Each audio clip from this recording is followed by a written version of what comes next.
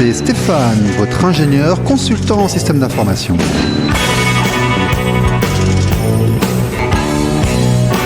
Bonjour, c'est RLP Business. Aujourd'hui avec Julien Arquet de Global Bureau 24. Julien, bonjour, ça fait longtemps qu'on attend de faire ça ensemble là. Alors, Global Bureau 24, toujours l'équipe de Pascal Percheron. C'est un très bon ami depuis plusieurs années, oui. Voilà. Eh bien, explique-nous, qu'est-ce que c'est que Global Bureau 24 ? Alors, Global Bureau 24, c'est une société que j'ai rachetée maintenant il y a 15 ans, qui existe depuis plus de 20 ans, mais anciennement Cartridge World, le spécialiste de la recharge de cartouches d'imprimante. Nous avons racheté avec ma sœur Ninon, maintenant il y a 15 ans, sous l'enseigne Cartridge World. Et puis nous avons créé le concept Global Bureau, je t'expliquerai ça un peu plus tard, il y a maintenant 7 ans. En fait, on s'est affranchi de la marque Cartridge World. D'accord. Et on a créé notre propre marque périgourdine Global Bureau 24. Oui. Voilà. Donc il y a un dépôt de marque, il y a l'INPI, ça, on voulait en parler ensemble, il y a un concept, ça va venir, oui. Il y a une création locale. Voilà. C'est ça.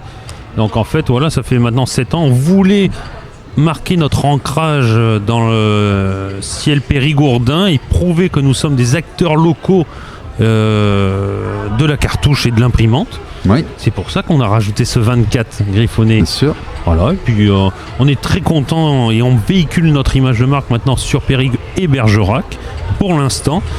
Et advienne que pourra. Okay. J'espère que ça continuera comme ça. Global Bureau 24, il y a marqué imprimante, copieur, cartouche, papeterie, archivage, dématérialisation, espace copie. Comme ça, on connaît au moins l'environnement, on sait de quoi on parle.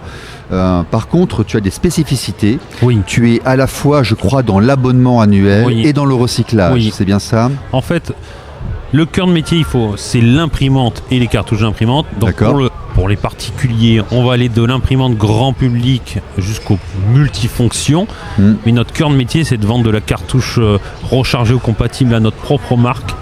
On a imposé un cahier des charges aux fabricants d'origine, mais pour proposer notre marque alternative. Donc en fait maintenant, vous allez chez Global Bureau 24, vous achetez des cartouches d'imprimante Global Bureau 24 entre 30 à 50% moins cher que des cartouches d'origine, mais vous conservez la même qualité. Imprimante HP, bonjour, un petit coucou, voilà notamment. Oui, voilà. Et surtout, l'idée en fait, c'est d'arrêter, on est là, on est présent pour essayer de casser tous les amalgames que font les gens parce qu'ils ont des mauvaises informations, des grandes surfaces, des informaticiens qui se prennent pour des spécialistes. Voilà, qui vouent une admiration pour les consommables d'impression ultra chers en pensant que parce qu'on paye plus cher, c'est de meilleure qualité. D'accord. Ça fait 30 ans que j'entends ces arguments-là, et puis ces arguments qui sont obsolètes, je trouve maintenant. Ok. Donc, même qualité, 2 fois moins cher. D'accord. Même garantie, constructeur préservé. D'accord. Et par contre, vous avez un interlocuteur en local s'il y a un souci. Voilà, rien de plus. Donc ça, c'est le point de départ. Et si je m'abuse, ça repose sur une jurisprudence qui a établi que, en fait, le dépôt contre la contrefaçon ne pouvait être fait qu'à l'identique, mais qu'on ne pouvait pas empêcher quelqu'un de faire quelque chose d'un peu différent, mais il y a la même fonctionnalité. C'est bien ça, en fait. Ce qu'il faut... On peut proposer de la cartouche compatible, mais il y a le cahier des charges du fabricant d'origine à respecter. Oui, voilà. Ce que n'ont pas toutes les cartouches compatibles. Non, mais à l'époque, Canon, Epson, HP ne voulaient pas. Ils appelaient ça des cartouches pirates. Et quelqu'un a démontré juridiquement qu'il était possible de le faire. C'est bien ça. À ton avis, comment ils gagnent leur vie, les fabricants d'origine ? Avec des imprimantes ou avec des cartouches ? Je ne suis pas en train de les défendre du tout. Moi, je suis en train de montrer le processus. Voilà. Moi, c'est vrai. Je vais t'expliquer, en fait. Un fabrrican d'origine ne gagne rien en vendant une imprimante. Non, on a tous compris. Il te la donne, l'imprimante, d'ailleurs. C'est un peu comme les vendeurs de pétrole. Ils font de l'essence et ils gagnent leur vie comme ça. Voilà. C'est le même principe pour des fabricants. On a tous compris ça. Voilà. Avec les imprimantes à 49 €, mais le coût des consommables à plus de 100 €, les gens ne comprennent pas. Donc voilà, c'est. Mais tu jettes l'imprimante quand la cartouche est vide. Mais j'ai entendu ça il y a maintenant. Il y a quelques années, mais les fabricants ont fait une marche en arrière. En fait, ils ont mis maintenant des imprimantes avec des cartouches de démonstration. C'est-à-dire que tu te retrouves avec des cartouches qui font 10 pages. Et même si tu achètes une imprimante à 49 €, Eh ben, même si tu dis je vais racheter une imprimante à 49 €, voilà. C'était sauvage. C'était vraiment indispensable parce que les pratiques étaient sauvages. Il fallait faire sauter le monopole. Oui. C'est chose faite. Oui. Donc maintenant, l'avantage que tu as toi, c'est que tu as trouvé une solution légale et fonctionnelle pour, de manière fiable, exactement, avec tout ce qui va derrière, proposer des alternatives aux cartouches des constructeurs. C'est bien ça, j'ai bien résumé. C'est ça. Hein. D'accord. Donc ça, c'était notre métier primaire, qui est toujours d'actualité. Bien sûr, bien sûr. Et puis un jour, on s'est dit, avec ma soeur, on dit, les gens achètent les cartouches chez nous, mais quand ils changent d'imprimante, ils vont ailleurs. Elle dit, pourquoi on ne commencerait pas à proposer, avec notre expertise, la vente d'imprimantes, mais en fonction du coût des consommables par la suite, quoi. Donc on a commencé à vendre des imprimantes pour les particuliers, de plus en plus. Puis après, on a dit, on va commencer à en vendre aux professionnels, sans contrat pour l'instant, à l'achat en one shot. Hein.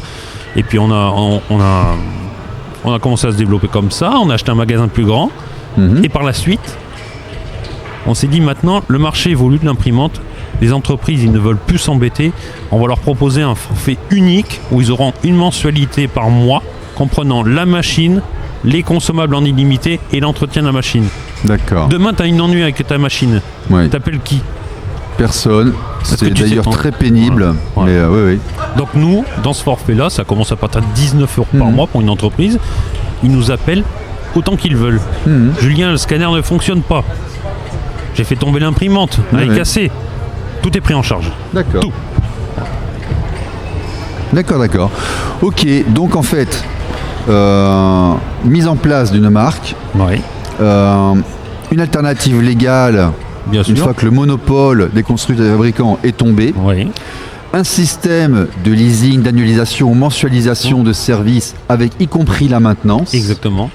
Et là, en fait, on a tout fait GB24, Global Bureau 24. Ah non, et puis après, alors, par contre, les gens qui n'ont pas de besoin d'impression aussi intensive,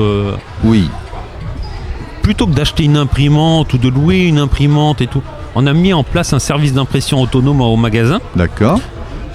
Tu viens avec ta clé USB, avec ton téléphone portable, et on fait le service d'impression à la demande. Ok, donc tu es 30 rue Taillefer à Périgueux. C'est que ça. Tu es également 35 place Gambetta à Bergerac. Exactement. C'est un peu ce qu'on a à Bureau-Vallée, c'est-à-dire c'est un point d'impression. Alors attention.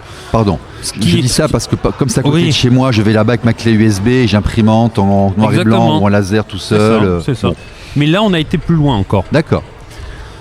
On est les premiers en France à avoir développé une borne d'impression autonome. D'accord. C'est-à-dire que j'ai fait le constat, ça fait 1 an et demi que j'ai réfléchi là-dessus. Ça a vu le jour il y a 2 mois. Je me suis dit, il y a de plus en plus de monde qui viennent et ils ont leurs documents sur leur boîte mail, sur leur téléphone portable, un bordereau d'impression, un bordereau Vinted. Voilà. Et nous, on passe énormément de temps en magasin, les clients aussi, de dire comment je fais pour imprimer, j'ai mon téléphone et je ne sais pas comment imprimer. Ah bah écoutez madame, transférez-nous le mail sur notre boîte mail, on va le recevoir, on va l'imprimer, mais je ne sais pas envoyer les mails. Donc pour une impression à quelques dizaines de centimes, tu passes ta vie. Ça. Hein. Ah oui. Des fois plus de 20 minutes. Ah bah oui, bien sûr. Donc en fait, pour simplifier ça, tu peux venir dans les 2 magasins, maintenant il y a une borne d'impression autonome, tu ne trouveras nulle part ailleurs, où tu viens, tu branches ton téléphone, où tu scannes un QR code, tu as ton fichier qui apparaît immédiatement sur la borne, tu payes, ça imprime. Eh ben écoute. Ça dure même pas 2 minutes. Ça c'est bien. Oui, ça permet au commerçant, s'il est occupé, de ne pas prendre du temps pour ça et le client de ne pas attendre. Voilà. Donc 2 minutes chrono, tu pars et ça te coûte 2 fois moins cher que si tu passes en caisse. Le but, l'idée c'était de faire le do it yourself, faites-le vous-même. Mais de dire, vous le faites vous-même, par contre vous payez moins cher, puisque vous le faites vous-même. Non, on en parle beaucoup dans RLP Business en fait. Hein. Le business, c'est aussi apporter du bien aux gens, c'est-à-dire de l'autonomie, simplifier et innover, créer. Et comme quoi, en France, dans le Périgord, on peut aussi inventer et créer. Complètement. Et ça ne signifie pas non plus avoir des moyens délirants pour inventer quelque chose. Non. Voilà, c'est un peu de bon sens commun parfois aussi. Alors par contre, comme je dis, on est spécialiste, on ne tourne que autour du domaine de l'impression. Et autour du domaine de l'impression, j'ai dit je vais essayer de me spécialiser là-dedans et d'innover dans mon propre métier. Et je parle, c'est mon credo. Voilà, je dis, moi je suis spécialiste que dans les imprimantes. Tu es l'héritier de la grande époque des copieurs. Bah oui. quelque part. Hein, oui, il est vrai que le métier a beaucoup évolué parce que maintenant on n'a plus besoin, quand on vend un copieur, d'avoir un technicien, 2-3 techniciens pour l'entretenir. Oui. Tout est numérique. Oui. Il suffit d'avoir un technicien qui sache l'installer. Oui. Tout est connecté. Absolument. Il suffit de rendre le client intelligent et puis il saura tout faire, quoi. Ok. Alors, je voudrais aller un petit peu sur Julien. Julien Arquet, oui. Tu me parles de quelque chose qui... tu m'as parlé de 3 ans, 4 ans. Tu as commencé à travailler avant ça. Ouais. Qui est Julien Arquet? Quel est ton parcours? Alors, tu es passé par où? Dis-nous. Moi, je suis originaire de Charente. Hein. Je suis né à Soyaux. Donc un Charentais. Oui. Oh, c'est les copains, hein. C'est juste à côté. Voilà. Moi, j'ai commencé à travailler à l'époque chez Cartridge World, j'avais 17 ans. Enfin, j'ai commencé à travailler, j'étais stagiaire. Hein. D'accord. Donc, j'ai commencé à la fin de mon bac, au début de ma première année de BTS. Un bac pro, normal de bac? Non, j'ai fait un bac informatique. D'accord. Alors, ça s'appelle maintenant bac STMG, qui est anciennement le bac G, quand il a été créé. Qui était gestion à l'époque. Gestion, voilà. Et qui après s'est développé en info. Voilà, il y avait 4 branches, le marketing, communication, G1, G2, G3. Voilà. C'est ça. Moi, j'ai pris la spécialité informatique, c'est ce qui me plaisait. Donc j'ai commencé en stage là-dedans, en stage d'observation. Je me suis dit, ça me plaît vachement ce truc. Donc après, j'ai dit, après ma première année de BTS, j'ai proposé au patron de le faire en alternance, continuer mon BTS en alternance. Donc très vite, tu voulais travailler en fait? Ah oui. D'accord. Études théoriques, non, tu voulais rentrer dans le concret, tu voulais être indépendant, autonome. J'avais cette, j'avais envie de partir de chez mes parents, mais de gagner ma vie, mais de ne pas léser mes études en fait. Ah, tu voulais t'envoler, mais tu voulais continuer d'évoluer. Et du coup, j'ai fait ça jusqu'à ma licence informatique que j'ai fait en alternance. Tu as fait une licence d'informatique? Oui. D'accord. Ah oui, on dirait pas comme ça des fois. Non, j'ai enseigné en licence d'informatique, c'est pour ça que je te demande. J'ai fait une licence d'informatique. En quelle année comme ça là moi, j'ai eu mon bac en 2007. Oui. Donc tu comptes 2 ans après, donc en 2010. 2010-2011.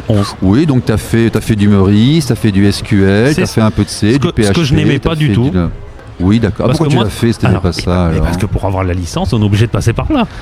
Pourquoi tu voulais faire la licence? En fait, moi, ce qui me plaît dans l'informatique, c'était installer, on appelle ça du hardware. Voilà. Le hardware, c'est mettre. Mais fallait faire réseau, t'aurais été à 4 pattes sous les étagères.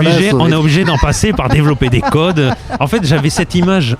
Ce qui me plaît dans l'informatique, c'est d'aller dépanner les gens, d'installer les nouvelles. Mais j'avais cette image-là de l'informaticien geek qui développe des lignes de code et c'est ce que je voulais pas faire, quoi. Le dev, c'est pas ça, hein.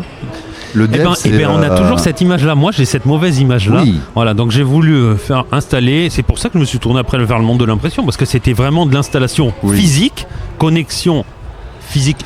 Et toi, tu es un informaticien qui a mal tourné parce que tu as fait du business. Oui, c'est ça. C'est ça. Voilà, en fait, c'est ça le truc. Voilà. Bah, on y vient. Voilà. Donc j'ai fait ça.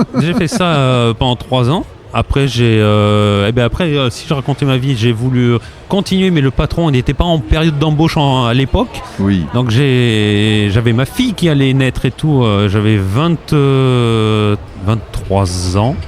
Oui, c'est ça, 22 et demi à l'époque, 22 ans, 23 ans. Et donc, il fallait bien que je travaille. Donc, j'ai fait un CAP peintre en bâtiment.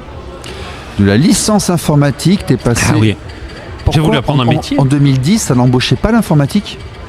Là où j'étais... Si, mais comme je te dis, voilà, j'avais pas envie de faire du développement d'applications, de la ligne de code. J'avais envie d'aller à l'extérieur, de vendre... Il y a de l'argent pourtant. Hein. Mais l'argent ne fait pas tout.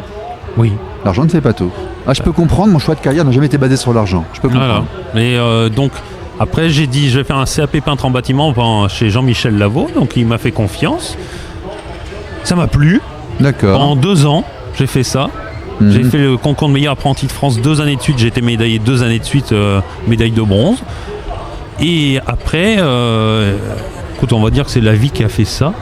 J'ai été revoir mes anciens collègues, on a parlé. Il me dit, nous, on vend la société. À cette époque-là, en 2013, c'était ça, en 2013, j'ai tout eu la même année.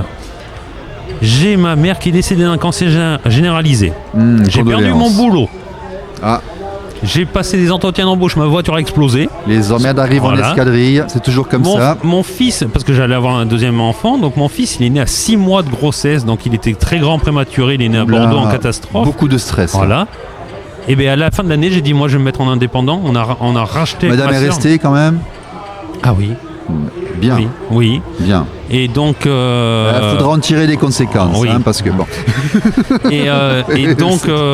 et donc par la suite, on a eu l'opportunité avec ma sœur d'entendre cette vente. Donc ça nous a tourné la tête. Je lui ai proposé, elle m'a dit on y va. Elle avait à l'époque, moi j'avais 24 ans, elle avait 21 ans.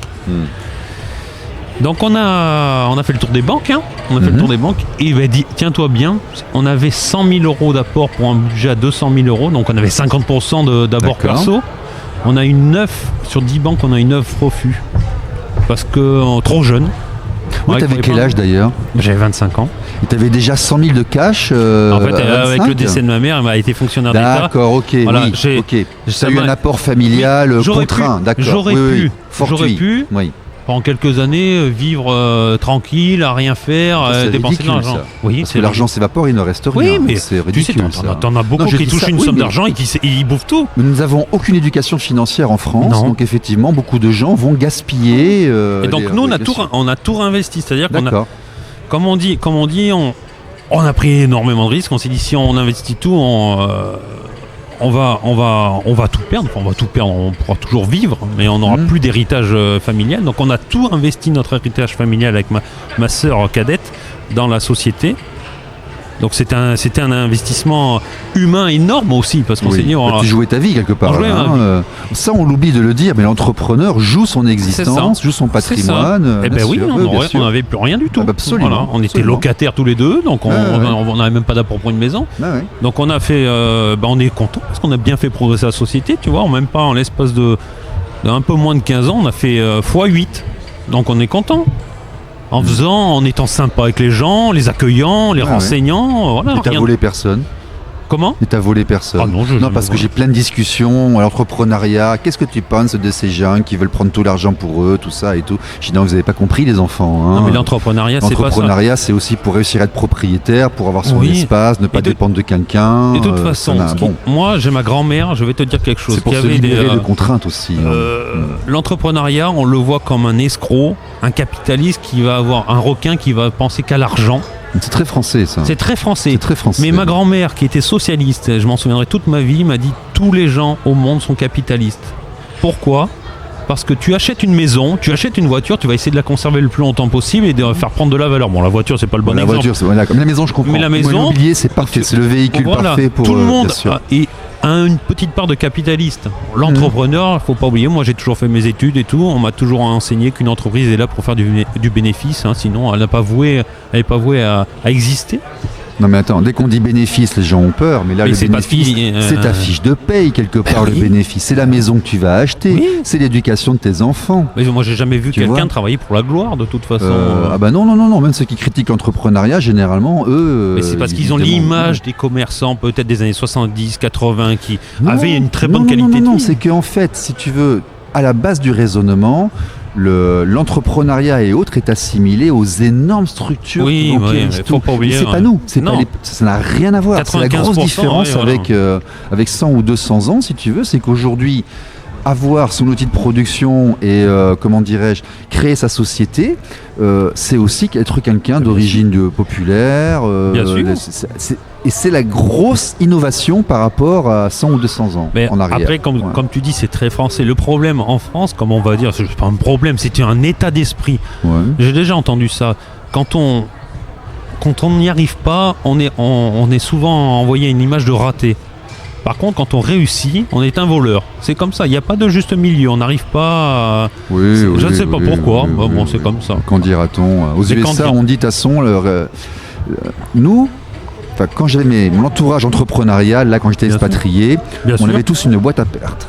Oui. Et dans la boîte à perte, c'est les choses que tu n'as pas réussi à faire, mais qui t'ont appris, en fait, à faire les autres trucs qui ont marché. Bien sûr. Voilà. Oui, c'était comme une seconde chance. Absolument. Ouais. C'est de l'expérience, tu prends de l'expérience. C'est aussi pour ça qu'il faut que, vu le nombre de pertes qu'il y a, que lorsque ça fonctionne, il faut que tu puisses avoir le résultat qui vienne pour toi, pour compenser tous les échecs que tu peux avoir éventuellement. Bon, de toute façon, moi je trouve que c'est ce qui est motivant dans l'entrepreneuriat, c'est d'arriver à essayer de faire croître. Après, c'est d'une satisfaction personnelle, il n'y a rien d'orgueilleux. Alors, sociologiquement, ta famille était dans l'entreprise? Pas du tout. Donc toi, tu es vraiment... Alors, on dit souvent, moi je suis parti de rien, mes parents étaient ouvriers. Moi, mon père, il est chauffeur poids lourd, et ma mère, elle était fonctionnaire à la poste. Donc, vous voyez, sociologiquement, dans l'émission, on constate que ceux qui ne sont pas issus d'une famille d'entrepreneurs, d'artisans, d'indépendants, perdent entre 5 et 10 ans. Oui. Par rapport à ce qu'il faut apprendre. Et en fait, c'est pas instinctif, on ne te l'apprend pas à l'école, il faut comprendre le langage administratif, il faut comprendre le langage de l'argent. Oui. Et comme on dit, et puis il faut essayer de ne pas tout dépenser. Il ne faut pas confondre chiffre d'affaires et salaire. Mais après, voilà, c'est comme je dis, c'est... Par contre, cela dit, je suis assez étonné parce que j'ai 3 enfants. Et mes 3 enfants m'ont dit que plus tard, par contre, ils aimeraient être à leur compte. Ils ont cette image-là de l'entrepreneur qui est libre, qui puisse s'organiser comme il veut. Bien sûr. Et puis, il faut pas se cacher. Ne pas être forcé à fréquenter des gens que tu n'aimes pas, c'est déjà une énorme réussite personnelle. Oui, c'est ça. C'est parfois même presque plus important que l'argent lui-même, tu vois. Oui. Et l'avantage d'être indépendant également, bon, on se dit, plus on va travailler, normalement, plus on devrait gagner d'argent. Voilà, l'idée c'est de ne pas avoir de plafond de verre de rémunération et tout ça. Et c'est ce qui me plaît. C'est ce qui me plaît. Si je veux travailler, par exemple là, on le voit pas comme du travail, mais là le samedi, dimanche je travaille, mais ça me plaît parce que je travaille pour moi. Les Chinois le disent, il faut choisir un travail qui te plaît pour ne pas avoir l'impression de travailler toute ta vie. Moi c'est ça qui me plaît. Ok, on va repartir sur Global Bureau. Oui. Tu te fournis où ? À La Roche-sur-Yon. Tu vas en Chine ? Non. Tu as des containers de Chine qui arrivent, tu exploites des Vietnamiens dans des caves, explique-nous. Alors ce qu'il faut savoir, par contre, on a un fabricant chinois, un seul, c'est même pas chinois, il est à Hong Kong. Non mais il faut expliquer aux gens, tu vois, faut casser les préjugés, les clichés, allons-y. Tout ce qui est puce électronique pour les cartouches, là il n'y a que eux qui savent le produire, c'est eux qui l'ont inventé. De toute façon, donc, bon, très bien. Donc il y a un monopole, donc on va chez les gens qui savent faire. D'accord. Cela dit, toutes nos encres, les cartouches, les étiquettes, enfin tout l'emballage, tout est fait à La Roche-sur-Yon. Voilà, c'est 100% vendéen et ça j'y tiens à cœur parce que c'est une région que j'aime énormément, la Vendée. Et tout est fait à La Roche-sur-Yon. D'accord. Voilà.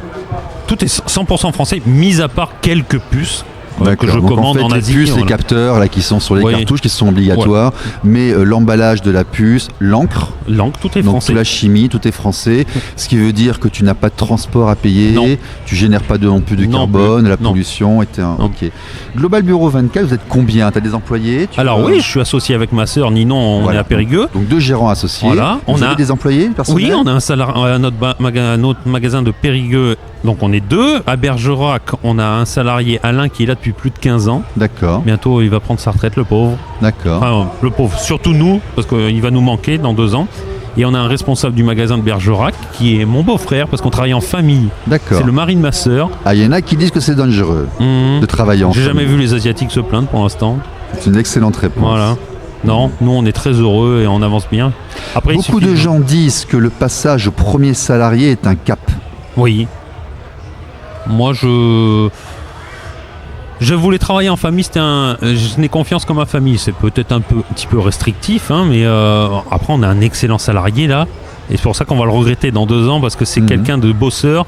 J'ai jamais vu quelqu'un, même en étant malade, à vouloir venir travailler parce qu'il s'y plaît à son travail. Donc. Et maintenant dans 2 ans on va essayer de retrouver cet état d'esprit-là avec une personne de la jeune génération. Oui, de toute façon, une petite structure, quelque part, c'est une petite famille. Je veux dire, ce sont des rencontres, ce sont des aventures humaines. Bien sûr. Tu ne recrutes pas de la même manière une ou 2 personnes quand tu es une PME, TPE. C'est ça. T'es pas à la Poste ou t'es pas chez Dassault. Enfin, c'est pas la même manière, c'est pas la même ambiance du tout. En fait, moi, l'idée, c'est une entreprise familiale, c'est une aventure humaine. On n'est pas un numéro de dossier. On n'a pas la DRH ou le DRH qui ne nous connaît même pas. On mange ensemble. Il voit tout. Il voit quand ça va, il voit quand ça va pas. Quand on est tous dans le même bateau. Employé dans une petite société, tu as vraiment accès à tous les aspects de la société. Et puis on est polyvalent, on va vivre de l'aventure tous ensemble. C'est ça qui est super. Bien sûr. Ça qui est super. Donc c'est pour nous, dans 2 ans on recrutera, mais ça sera pour à long terme. Voilà, c'est pas pour dire tu seras là 3 mois et bien au revoir. Non, c'est vraiment pour vivre une belle aventure, quoi. Non, c'est bien de voir effectivement ton parcours pour être entrepreneur, ce que tu as monté, ce que tu as fait, ce que tu as créé, ce que tu as déposé. Global Bureau 24, c'est quelque chose qui va rester, s'étendre, se dupliquer, ou c'est quelque chose qui va être vendu pour assurer tes vieux jours? Comment tu l'envisages? Ça peut bouger, hein, mais aujourd'hui tu le vois comment? J'ai 37 ans aujourd'hui, pour l'instant. T'as du temps, t'as vraiment du temps. Ouais, j'y ai pas réfléchi encore. J'avais réfléchi il y a 2-3 ans. Quand je vais à Dubaï, non, c'est le... Non, c'est pas une région qui me fait rêver. Pardon, c'est une caricature. J'avais réfléchi il y a 2-3 ans à ouvrir un magasin à Sarlat et tout, et je me suis dit... il y a du monde à Sarlat déjà. Il y a du monde à Sarlat, il y a une très belle entreprise qui est Bataillon, les frères Bataillon qui sont très bien. Il y a informatique.fr aussi. Oui, mais ils ne sont pas spécialisés dans les imprimantes, ils sont très généralistes. Ouais. Voilà, les informaticiens sont complémentaires à mon métier, mais chaque personne a sa spécialité. J'essaye de pas tout faire n'importe quoi. Voilà. Je voulais ouvrir une boutique à Sarlat, parce qu'on a énormément de clients à Sarlat, qui viennent de Sarlat à Périgueux ou à Bergerac, et ils me demandent pourquoi vous ouvrez pas un magasin à Sarlat. Je dis, j'adore Sarlat, j'adore le Périgord noir, c'est vraiment une région où je pourrais même vivre. Oui. Cela dit, si j'ouvre un 3e magasin à Sarlat, il va falloir que je fasse ce que je n'ai pas envie de faire, c'est le triangle d'or, c'est-à-dire en voiture. Un jour à Périgueux, un jour à Sarlat, un jour à Bergerac pour faire du manager. Et j'ai pas envie d'être manager, j'ai envie de rester proche des clients. Voilà. Tu changes de métier. Le jour où tu commences à avoir plusieurs magasins, plusieurs enseignes, tu deviens gérant, gestionnaire, manager. Tu n'es plus au contact du client quelque part. Est-ce que j'ai envie d'être un gérant qui va juste uniquement relever le tiroir caisse? J'ai pas envie de ça, quoi. C'est un peu tôt peut-être. Ouais. Non, mais j'ai l'impression que tu aimes bien tes clients. Ah oui. Mais quand je fais une proposition, quand je vends une imprimante, c'est moi qui l'installe et c'est moi qui fais l'entretien. C'est ce que je dis. C'est ton client, tu as une relation avec ton client. Oui, l'idée en fait, ta société tourne encore beaucoup autour de ta personnalité. Oui.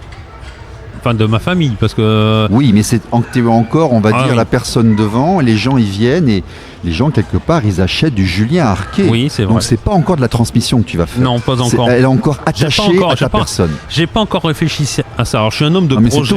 C'est très tôt. 37, c'est très tôt. Si je devais changer de métier, je me suis dit ça. Avec ma femme, l'autre jour, on en a parlé. J'ai dit, peut-être que dans 10 ans, 15 ans, j'aimerais changer totalement de métier.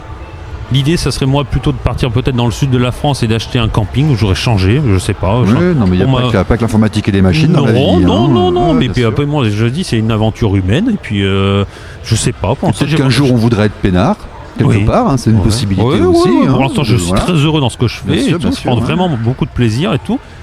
On va continuer comme ça, la progression elle est constante, on va continuer comme ça. Mais pour l'instant, c'est pas un projet de vendre, j'ai pas réfléchi. Par contre, je suis quelqu'un qui a quand même toujours des projets. Je pense que pour avancer, il faut toujours avoir des projets. Là, tu as des idées qui viennent, tu as des trucs, c'est secret ou des idées. Ah si, alors. Des idées, t'en as forcément. Oui. Des idées que tu vas mettre en place. Vraiment. Alors pas à Bergerac, parce qu'à Bergerac on s'est agrandi il y a déjà 3 ans, c'est très très bien, on est très heureux. Par contre c'est à Périgueux. Je cherche un local à acheter à Périgueux dans le centre-ville, vraiment l'hypercentre. Là on a, à l'heure actuelle à Périgueux, rue Taillefer, on a un magasin de 128 mètres carrés. Pour faire le projet que je voudrais, il faudrait le double, minimum le double. Ah quand même. Oui, parce que l'idée, ça serait d'avoir un vrai magasin. Là, c'est pas que les cartouches, tu mets du matos, du vrai matos. On aurait un pôle imprimante, un pôle fourniture de bureau et un pôle impression. D'accord. Donc il nous faudrait un peu plus grand, vraiment pour faire un vrai magasin en centre-ville de fourniture de bureau, quoi. Ça serait super. D'accord. Donc je cherche aussi dans le mobilier, ce genre de choses. Exactement. Quoi. D'accord. Il y a peut-être de la place, ok. Globalbureau24.fr, Global Bureau BURO 24.fr. On écrit bureau un peu à la sauvage. À ton avis, pourquoi? Parce que c'est plus court et plus direct. Oui, puis regarde, ça éveille la curiosité. Oui, tout à fait. Voilà, l'idée c'est d'éveiller la curiosité. Tu sais, je suis quelqu'un d'atypique, j'ai pas envie d'être strict. Voilà. Tu es quelqu'un de très pris, ça nous a mis 1 an et demi pour que je puisse t'avoir en face de mon micro. Julien, merci beaucoup. Avec plaisir. Et à bientôt. Bientôt, merci. Au revoir.